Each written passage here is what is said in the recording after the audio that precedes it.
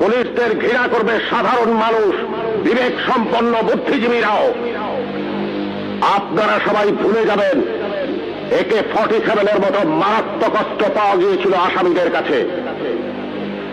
যদি জনগণের কাছে ধরা পড়ে ওই আসামিরা গণপিটুনিতে মারা যেত, আপনারাই বলতেন ভালো হয়েছে, পুলিশের কাছে গেলে ছাড়া পেয়ে যেত।